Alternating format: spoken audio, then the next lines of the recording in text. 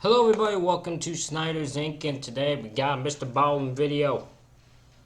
Hope you all having a great Christmas Eve. Hope you all having Merry Christmas. I don't know if I'm gonna do a video tomorrow. Probably. I don't really have many plans tomorrow, but we don't know. But today we got MrBallen video, and this is Crazy Neighbor's Secret caught on camera. We will get right into it, ladies and gentlemen. Hit the like button and subscribe button, comment thing down below. Let's go. Today's story is about a typical middle-class American family that had everything going for them. Mom and dad were still totally in love 25 years after getting married. Their two kids were happy, successful, and poised to do huge things in life. But then, in 2021, it was like things just started to go so badly for this family. It was like they had hit the stretch of unfathomably bad luck. But their misfortunes had nothing to do with bad luck. Their misfortunes were the result of someone in their midst carrying around a very big secret. But before we get into today's story, if you're a fan of the strange, dark, and mysterious delivered in story format, then you've come to the right place because that's all we do, and we upload once a week. So, if that's of interest to you, the next time the like button is in a deep sleep, put a wig on them, also a beard and mustache combo, and then disguise their room to look like a hospital suite, and then violently shake them awake and tell them they've just woken up after being in a medically induced coma for years. Also, please subscribe to our channel. That'd take a lot of effort. But you know how much effort that would take for that one moment? Do you know how much effort that would take? And turn on all notifications so you don't miss any of our weekly uploads. Okay, let's get into today's story.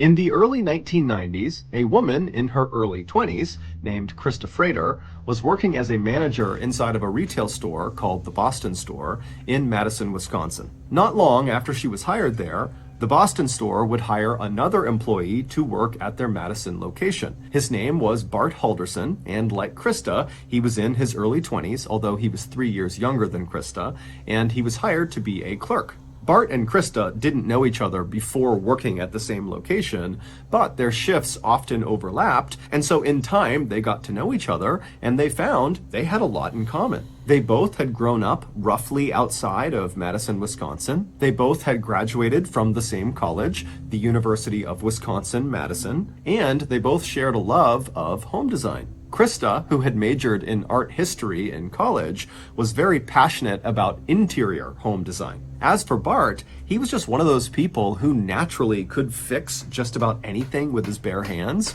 and growing up, his favorite projects were anything to do with home repairs. Whether it was something super simple or super complex, he didn't care. He just found it incredibly satisfying to keep a home in immaculate condition. And so Bart and Krista bonded over their commonalities, and in time, their working friendship evolved into a full-fledged romance. And by 1994, they had left the Boston Store, they had gotten married, and they had moved in together to their own apartment in DeForest, Wisconsin, which is not far from Madison. 2 years after that, in 1996, Bart and Krista welcomed their first child into the world. It was a little boy who they named Mitchell. And as soon as Mitchell was born, Krista decided she wanted to stay home with the baby, and Bart was in full support, and so he went out and he got a great job as an accountant, which paid enough money to pay for the whole family. And 18 months after Mitchell was born, That ain't easy to do. You couldn't do. I don't know if you could really do that this day and age. I don't know if you could really make it so one person could get a job and the other looks after the kids. It's not really a task that's easy to do these day and age, that type of relationship. Bart and Krista welcomed their second and final child, another boy who they named Chandler. A few years after Chandler was born, Bart and Krista had saved up just enough money that they could finally afford to buy a house of their own. And the house they finally settled on was just this very modest, small, two-story home in this very quiet little town in Wisconsin called Windsor. Windsor is not far from DeForest, where they had been renting an apartment. But this little house in Windsor was perfect for Bart, Krista, and their boys. Not only did it have enough space for the family, But because it was their own house, as soon as they moved in, Krista got to really lean in to her passion for interior design, and she got to design the entire layout of the house. And then she continued to take pride in keeping the house perfectly tidy and beautiful at all times. As for Bart, he immediately began doing home repair project after home repair project. This house became his trophy, and he wanted to make sure his trophy was polished at all times. And it wasn't just the physical house that made this feel like their forever home.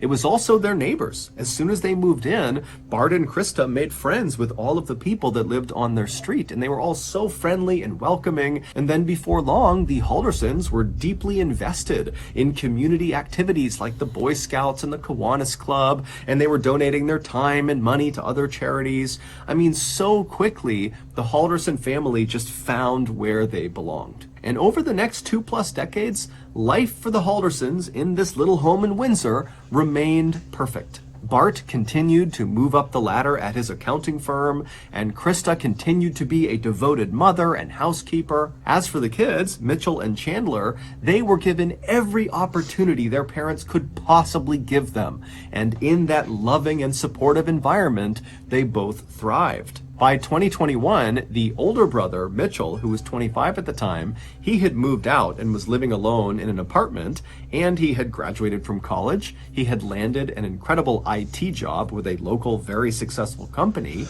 He was engaged to be married, and he was about to buy his own house. As for the younger brother, Chandler, who was 23 at the time, he was still living at home with Bart and Krista, but he was doing just as well as his older brother. He was in his final year of college, but he had already accepted a full-time job with SpaceX that was set to start in Florida as soon as he graduated. And while he was in his final year of college, in between his studies, he worked part-time at a local insurance company to help pay rent to his parents, and he also volunteered the rest of his spare time with the Madison Police Department on their rescue scuba diving team. Chandler was also in a committed relationship.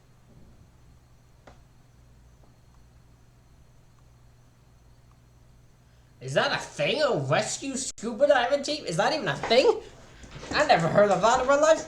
I must say it's not a thing, but it sounds weird. Especially for a little place in Wisconsin to have it. Relationship with his girlfriend. But despite how well everything was going for Bart, for Krista, for Mitchell, for Chandler, their lives were about to take a serious turn for the worst. It all started in June of 2021.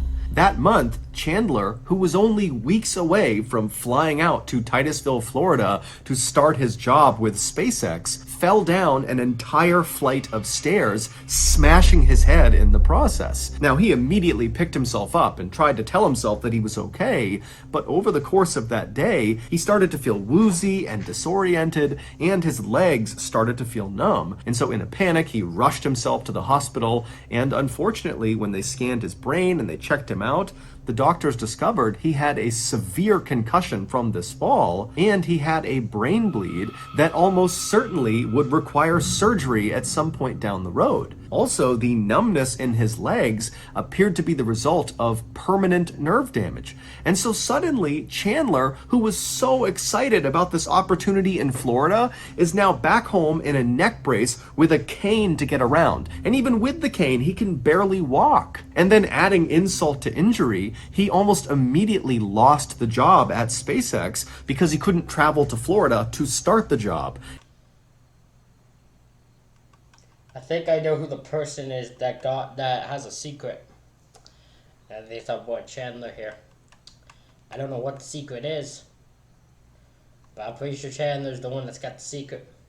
And so they filled it with someone else. Chandler did his best to stay positive and optimistic, but I mean, this was a crushing blow. Everything he had worked for had just been taken away. And it was crushing for his family too. I mean, seeing their beloved Chaz, as they called him, laying on the couch looking totally miserable and depressed all day was awful. But despite how bad Chandler's accident was, the trauma it inflicted on Chandler and his family was nothing compared to what happened next. The Haldersons owned a small cabin that was located in a part of Wisconsin called White Lake. It was located about 3 hours drive to the north of their home in Windsor, and the cabin cabin was situated inside of this rural forested area right near a big lake called White Lake, hence the name of the area. This cabin had been in the Halderson family since the 1940s, and when Mitchell and Chandler were little kids, Bart and Krista would take them up there all the time to go fishing, to go swimming, or just to relax. It was like their vacation home.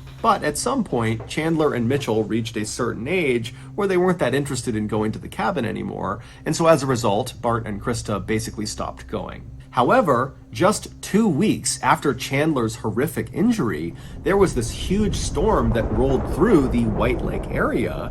And after the storm had passed, some people who lived permanently in White Lake called Bart and Krista and told them, hey, I was driving past your cabin and I saw there was some broken windows. It looks like your cabin might have been damaged from this storm. And so Bart and Krista, they're thinking, oh my goodness, we got to get up there as soon as we can and patch up that window and fix the rest of the cabin before another storm rolls through and totally ruins the cabin. And so Bart and Krista pull out their calendar and they see the next weekend coming up is the 4th of July weekend. The 4th of July is a very big holiday in America. It's when we celebrate our independence. And the way White Lake celebrates the 4th of July is with a big parade down Main Street and these amazing fireworks out over White Lake. And so Bart and Krista, they figure, you know what, let's just hold off and head up to our cabin in a couple of days to time it with the 4th of July weekend, and we can make the necessary repairs and we can enjoy the festivities of the holiday and kind of have a mini vacation up there. And so that was all fine and good. But right before they left for this trip up to White Lake, Bart and Krista started acting a little weird. On the evening of Thursday, July 1st, the day before Bart and Krista are supposed to leave for this trip, they begin packing up their things. And since Chandler lives with them, he's at home, he sees them doing this, and at some point he kind of got up and hobbled over and tried to help them pack, but that was short-lived because his legs were so weak. And so he sat down and just kind of watched them pack. And what he saw is they were packing lots and lots of cash and silver bars into their luggage. Although this was kind of odd to Chandler, he decided not to say anything because he figured, you know what? What exactly? You expect me to believe, Chandler? You expect me to believe this family had a bunch of gold, silver bars, and cash just lying around? I mean, it might be the case, but I don't think anyone in this current day and age has just a bunch of cash lying around in their home. Maybe I'm wrong, but I find that to be a stupid thing to do. But you know, I guess there's all the people that don't trust banks, so I guess that's their reasoning. But like, I don't trust criminals either. Maybe they want to stash their cash and silver in the cabin like a keepsake. I don't know, but it's their business. It's not mine. And so Bart and Krista, they continue to pack up their things, and Chandler, because he can't go anywhere, just continues to kind of watch them pack. And at some point, Chandler asks his parents, so how are you getting up to White Lake? And his parents would say, oh, we're just getting a ride from our friends, another couple. They're driving us up. But they didn't tell him who the couple was. They basically just said, it's our friends. And so again, Chandler's sitting there thinking, okay, this whole thing is a little bit weird, but you know what? It's their business. I'm not going to ask about it. They obviously don't want to tell me. And so he just kind of let it go. And so at some point, Bart and Krista, they finish packing and they move all their luggage to the front of the house right near the front door. And then a little while later, they and Chandler would retreat to their rooms and they would go to sleep. The next morning, July 2nd, Friday, Chandler got up early at about 6 a.m. And when he got up, he began slowly hobbling his way down the stairs, expecting to see his mom and dad having breakfast and, getting ready to leave because they certainly wouldn't have left without telling him. But he gets downstairs and the house is dark and totally empty, and all of the bags that his parents had packed the night before and put near the front door, they were all gone. And so Chandler's thinking, did my parents get up at like 5 a.m. and leave without telling me? And so he goes to the door and he looks out the window thinking, maybe they're out there waiting outside. But when he looked outside, his parents weren't out there. And sure enough, their cars were still in the driveway. And so Chandler was left to believe that, well, I guess my parents did get picked up by whoever these friends were, and they did not feel the need to come tell me they were leaving. Now, this did leave Chandler a little bit shaken up. He just kept thinking about the strangeness of what they were packing and the fact that he didn't know who they were going with, and now this sudden departure. But again, Chandler just told himself that his parents would be just fine. These are just kind of random anomalies, but they are not indicative of there being any issue here. And so Chandler found a way to just kind of push these concerns out of his mind, and he just went about his day. And so because his parents were now going to be gone for the weekend, he promptly called his girlfriend, Catherine, and asked her to come over and stay at his house with him for a couple of days. And so she comes over, and because Chandler can't really do anything because of his injury, they basically spent the weekend just kind of lounging around and eating nice food and watching Netflix. But by the end of the weekend, on Sunday morning, there was an undertone that both of them noticed that something was wrong. Chandler had told his girlfriend about the strangeness of his parents' quick departure to White Lake, but he had said to her, I'm sure it's fine, and she basically said the same thing, that of course your parents are fine. But by Sunday, Bart and Krista had still not called or texted or checked in with Chandler or Mitchell or anybody. They were just totally gone and silent. And whenever Chandler or Catherine tried calling Bart or Krista's cell phone, it didn't even ring. It just went straight to voicemail. But by late that day, Sunday, July 4th, when really concerns were starting to mount about what happened to Bart and Krista would text her son, Chandler. And what she basically said was, hey, we arrived in White Lake. It's packed here. The service is terrible, but we're going to stick around for the parade. Okay, I already noticed the problem with this text.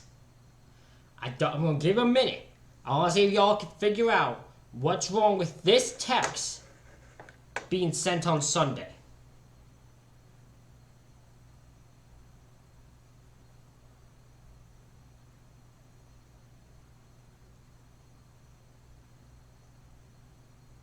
If you all know now, you can type it in the chat, in the comments. If you can figure out right now at 14:04, without watching the video, if you can figure out what the issue is, type a comment and comment what you think it is. Because I know what it is. I know what the issue is. I'm really trying to figure out what I should say now. We'll see if I'm right.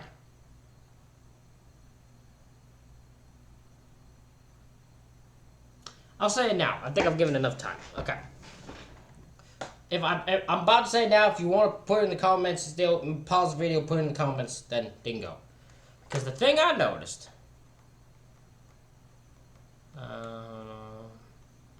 go. The parade is on Saturday, July 3rd, and this text is being sent on Sunday saying go into White Lake today. So if this is said on Sunday saying they're going to parade today, that doesn't make sense since the parade was on Saturday. Packed here, the service is terrible, but we're going to stick around for the parade, and we'll be back either Monday night or Tuesday early. And so as soon as Chandler and Catherine saw this text message, it was like all their worries were completely gone, and they were just excited to see Bart and Krista when they came back the next day or the day after. But the next day, Monday, Bart and Krista did not come home. They didn't call anyone. They didn't text anyone. And again, whenever anybody tried calling their cell phones, which now was Chandler, Catherine, and also Mitchell, who had been looped in on what's going on with his parents, whenever they tried calling them, Bart and Krista's phone didn't ring. It just went straight to voicemail. And then the day after that, on Tuesday, July 6th, so this was the day that Krista said they would be home by, they didn't come home. And again, no one could get in touch with them. And again, they did not contact anyone. Additionally, on Tuesday, Krista's office began calling Chandler and Mitchell, asking if they knew where Krista was. Krista had recently taken up a customer service job at an auto body shop, and apparently she was scheduled to work on that day, Tuesday the 6th, and she was scheduled to work on that previous Friday, which was the day Bart and Krista left for the lake, meaning she had left on this trip without telling anybody at work. And according to her boss, Krista was the type of person who, even if she was running a couple of minutes late, she would call ahead or text ahead and let people know. So for her to just completely not show up and tell no one was totally out of character. But before Chandler, Mitchell, and Catherine could process this information, Bart's employer began calling them, asking the same things. Hey, do you know where Bart is? He's supposed to be working right now, and we can't get in touch with him, and he didn't put in for time off. And so all afternoon on Tuesday the 6th, Chandler, Mitchell, and Catherine and other family members are trying to call Bart and Krista. They're calling other people in White Lake to see if anybody knows where they are, but nobody does. And so finally, the next morning on Wednesday, July 7th, when still there was no word from Bart and Krista, Chandler goes to the police and he files a missing person report. And pretty much right away, the police in Windsor contacted the police up north in White Lake and asked them to do a check on this cabin to see if maybe Bart and Krista were there, and maybe they just had terrible service, or maybe there was some sort of accident or something that happened. But when the White Lake police arrived at the Halderson cabin, Bart and Krista were not there. No one was there. In fact, the cabin looked like it had not been used in months. The outside was totally overgrown, and inside there was no food in the fridge. And interestingly, the police would also tell Chandler, Mitchell, and Catherine that there was no damage done to this cabin. There were no broken windows or any sign, at least no obvious sign, of storm damage to this cabin. And so after this revelation, of course, Bart and Krista's family is like, wait a minute, who called them and told them to head up there to fix these obvious broken windows? Are those the same mystery friends that drove them up in the first place? I mean, what's going on here? Was this some sort of trap? Have they been set up? Are they okay? And so by the following day, Thursday, July 8th, when Right now, it looks like the couple here has got themselves into a trap that they couldn't get themselves out of. Maybe they were going to secretly pay for something, or going to go buy something, and it just went awry. Who damn knows? But whatever's going down is some shady ass shit. when still there was no sign of Bart or Krista, and the police really didn't have any new leads to speak of. But like I said, I'm still certain Chandler knows something, because Chandler's the one I believe has a secret here. Chandler was desperate, and so he went to local media and he said, please run a story about my parents and get the word out there that they're missing, and maybe someone knows something and they'll come forward. And so local media, they would do that. They would run this piece. And so while this media coverage is going on the 8th, Chandler would go back to his home and he would hobble door to door asking each of his neighbors if they had a security camera on the front of their house that might have picked up an angle of the street, and so may have seen his parents on the morning of July 2nd when they climbed into that mystery couple's car that took them up to White Lake. Chandler was hoping that if he got this footage, somebody would be able to identify who these mystery friends were. But unfortunately, none of his neighbors had that footage. But as it would turn out, it didn't matter, because on that day, the 8th, the police made a discovery that at first seemed relatively minor, relatively small, but when they examined it more closely, they realized it was a huge discovery and it completely broke the case wide open. To understand this breakthrough, we have to go back to June 29th, 2021. So 3 days before Bart and Krista hopped into that mystery person's car and headed up to White Lake. On that day, June 29th, Bart had finally just had it. There had been something bothering him for a really long time, and he had just finally decided, you know what? Today, I'm going to get to the bottom of it. And so Bart pulled out his phone, he punched in a number, he put it to his ear, and after a few rings, a young man named Omar Job answered his call. In total, Bart and Omar would talk on the phone for a total of 17 minutes. And for the first half of the call, it was basically just Bart being really angry and aggressive towards Omar. But then during the second half of the call, when Omar really had a chance to speak for the first time, Bart's tone completely changed. He was no longer angry. He actually sounded totally defeated. And so after...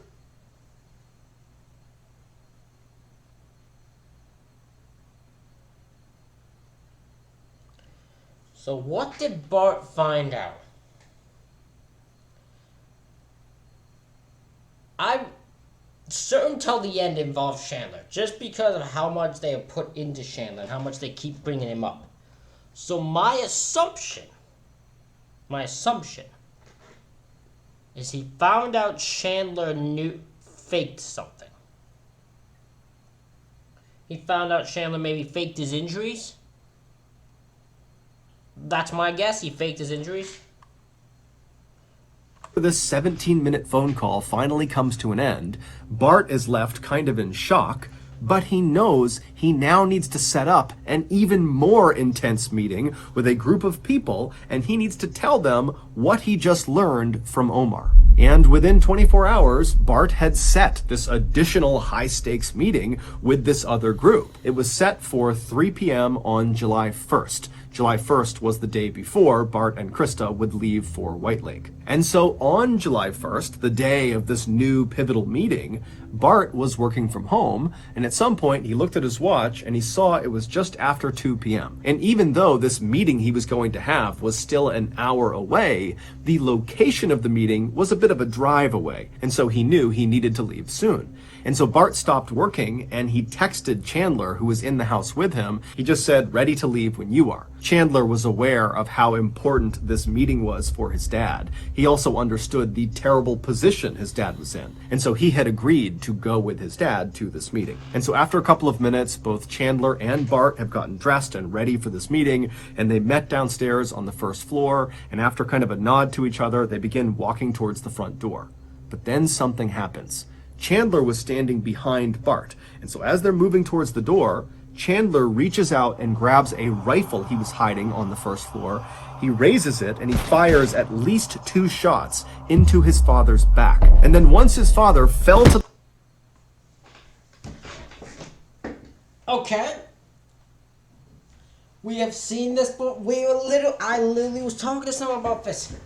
I was talking to someone about not this case, but a situation like, why do kids feel the need to do this? I don't understand. There was way out of a situation that isn't doing this. What the hell?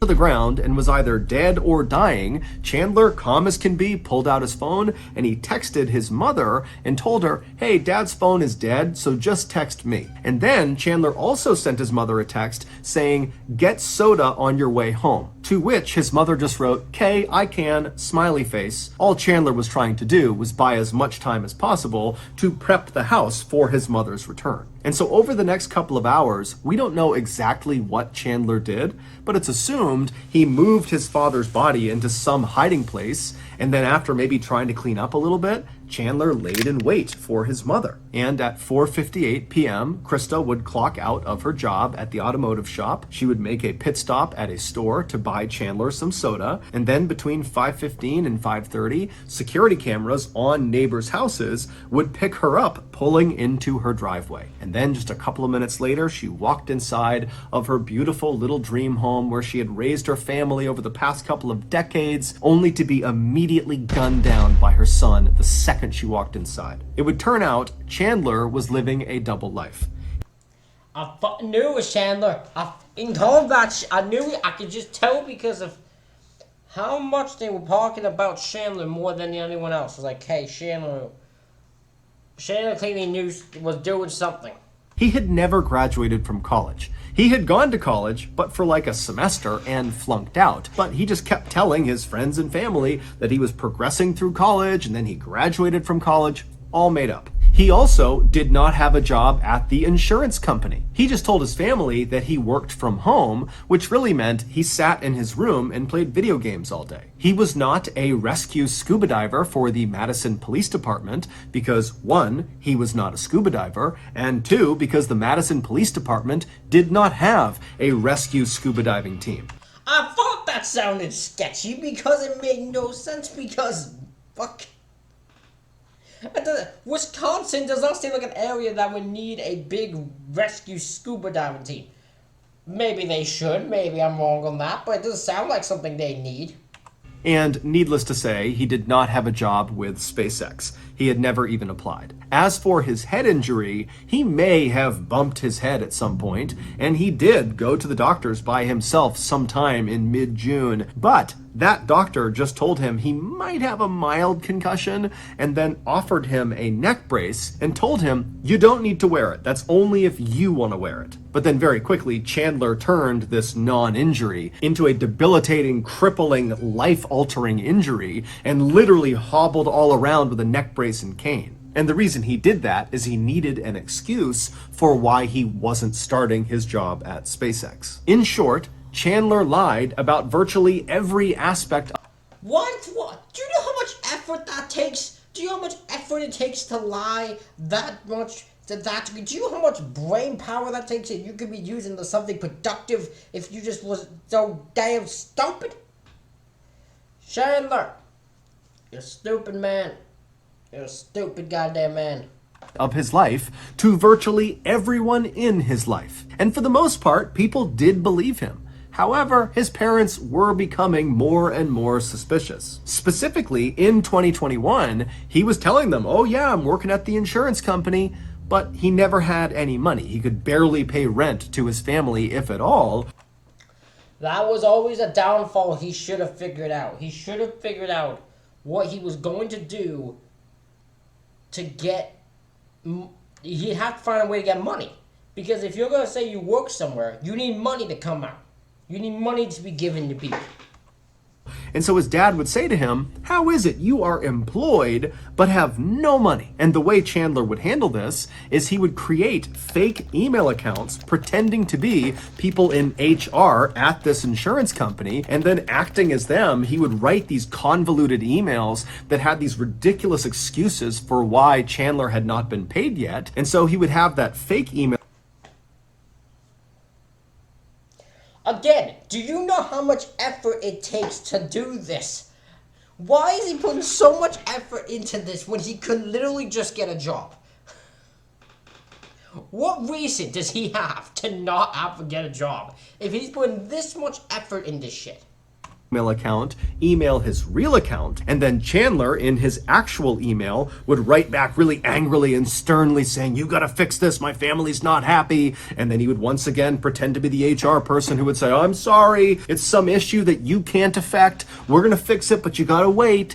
And Chandler would take these exchanges and he would forward them to his father. And while Bart didn't necessarily totally believe what he was being shown, it was enough to get him to stop asking questions. But Bart and Krista were also suspicious of other aspects of Chandler's life, like, for example, his school records. At some point, he needed to show them his transcripts, and he would tell them, oh, I can't access my transcripts. And so Bart and Krista are like, why? Can't you just log in and pull up your unofficial transcripts at least? And the way Chandler would handle this was the same way he handled the insurance company. This guy puts way more effort into unnecessary things. This is absolutely insane how much effort he put into this ridiculous amount of shit. All just to lie so you could sit on your ass. There's even ways to do sit on your ass and make a living.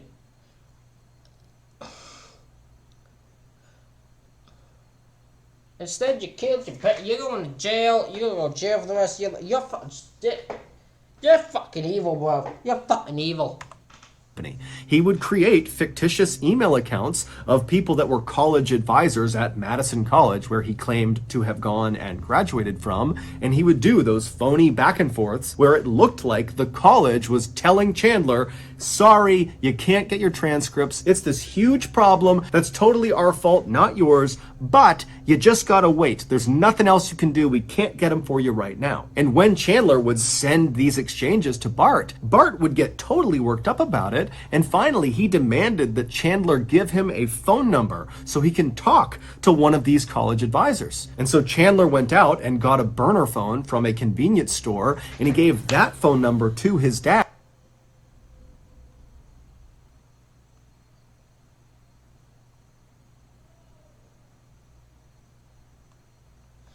The guy bought a burner phone just to... And then when his dad called this number up, somebody picked up, someone introducing themselves as Daniel Spieth, which really was just Chandler disguising his voice. And Daniel Spieth would give Bart the same spiel about how, oh, I'm so sorry, it's all the college's fault that we can't get your son's transcripts, you're just gonna have to wait. And so finally, on June 29th, 2021, Bart had just had it with his son. He was convinced his son was lying, or there was something going on. There was just too much about his son's life that didn't add up.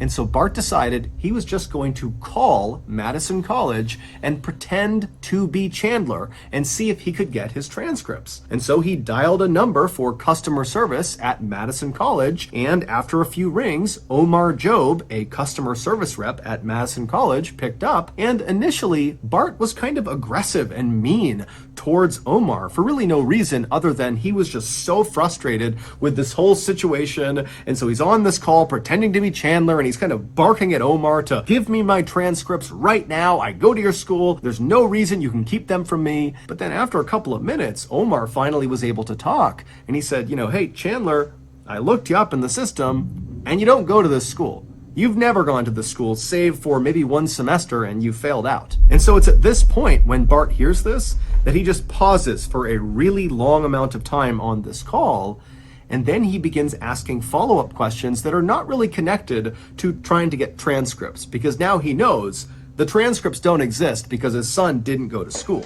And so he begins asking Omar, does Daniel Spieth still work there? And so Omar would look him up and he would say, no, there's no Daniel Spieth that works here, and there's no Daniel Spieth that's ever worked here. And because Chandler had used like 5 or 6 different names when pretending to be college advisors for Madison College, Bart, in addition to asking about that Daniel Spieth guy, asked about every other name he had interacted with, believing he was talking to Madison College, and one by one, Omar told him, I'm sorry, those people do not work here. I've never heard of these people. They're not in the directory. I'm sorry. And so finally, at the end of that 17-minute call, Bart knew his son was living a huge lie. And so he hung up with Omar, and then Bart called real college advisors at Madison College, and he set a meeting for July 1st at 3 p.m. And then he told Chandler that he had set this meeting, and Chandler was going to come with him, and they together were going to ask those college advisors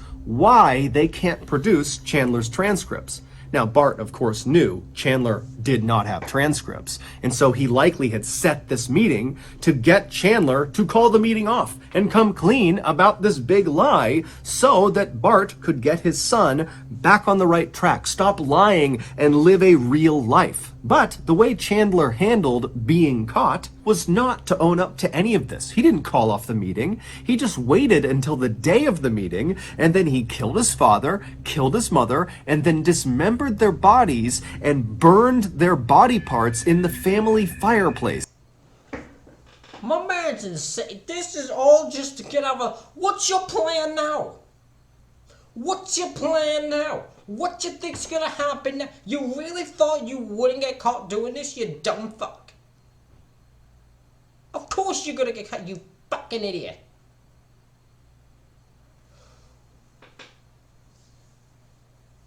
Chandler's just pure evil. He's a selfish, egotistical, self-centered fucker. Including their heads. And then when he couldn't destroy their bodies completely, he took what was left of their remains and scattered them all over town in parks and forests and rivers. He even put his father's headless, armless, legless torso behind his girlfriend's parents' house. And all the while, as he's doing this, he's spinning this ridiculous story to his girlfriend, to his brother, to other members of the Halderson family, to police, to colleagues of Bart and Krista, that Bart and Krista just up and left on the morning of July 2nd with this mystery couple. And oh, by the way, my parents, they were putting cash and silver bars in their luggage, so I don't know.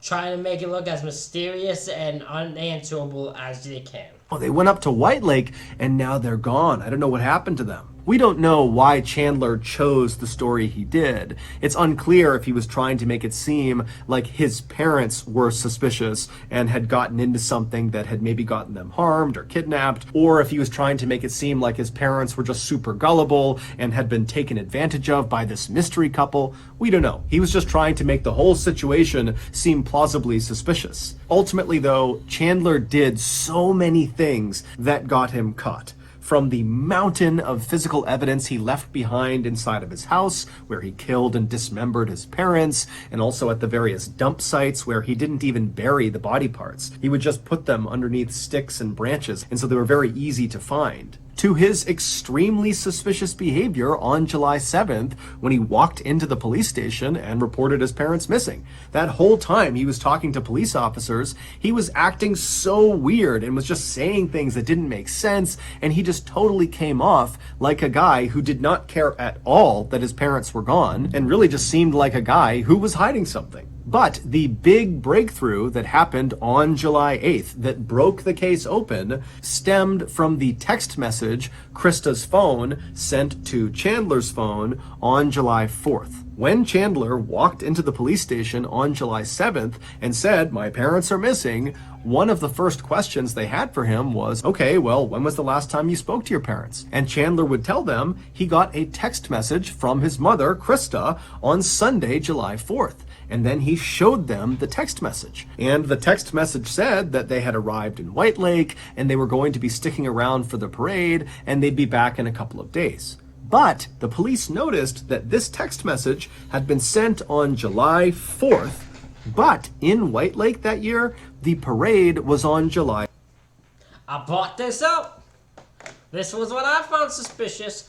The only way I thought someone could get out of it is him saying it's not good connection, so maybe they sent it on Saturday but didn't get it. It didn't actually send till Sunday. Maybe. But clearly, the police noticed what I noticed when that looks suspicious to me. July 3rd. So when this text came through, the parade that anyone in White Lake would be aware of, it's a small place, you're not going to miss this parade. The parade had already happened. So why would Krista be texting her son that she was going to stick around in White Lake for the parade that had already happened? And that seems like a case where Chandler should have done a bit more thinking with that one. so this led police to check phone records, and they would discover that text message was sent from Krista's phone to Chandler's phone, but when it was sent on July 4th, Krista's phone was not in White Lake. Instead, it was inside of the Halderson home, right near Chandler's phone. And so when police went to the Halderson house, they searched it and they found Krista's phone in the garage underneath a drawer inside of a shoe wrapped in tinfoil next to her driver's license. And so Chandler had obviously sent that text message on July 4th using his mother's phone to himself. Can you imagine you're the other brother and his girlfriend, and you're like Chandler's girlfriend? You realize how much of a fucking insane liar and all of this happened? Like, his girlfriend was, while she was sitting there hanging with him, he had already killed both his parents. Like, that'd be fucking terrifying. But he had just gotten the date wrong of the parade. And so this discrepancy really opened up the floodgates, and before long, it was beyond obvious that Chandler was the killer. And after a thorough investigation, it was determined that Chandler had acted entirely alone, meaning Catherine, his girlfriend, and his brother Mitchell had nothing to do with it. They were just innocent bystanders. Chandler would ultimately be found guilty of killing his parents, and he would be sentenced to life in prison without the possibility of parole. Chandler has still not taken any responsibility for what he's done. Instead, he just tells anybody who will listen that his plan is to continue to appeal his verdict. What an evil fucker. What an evil guy. God damn. Ladies and gentlemen, that is it for this reaction video. Let me know what you think in the comments. Hit the like button, hit the subscribe button. Thank you all for watching, and I'll see you all for the next one.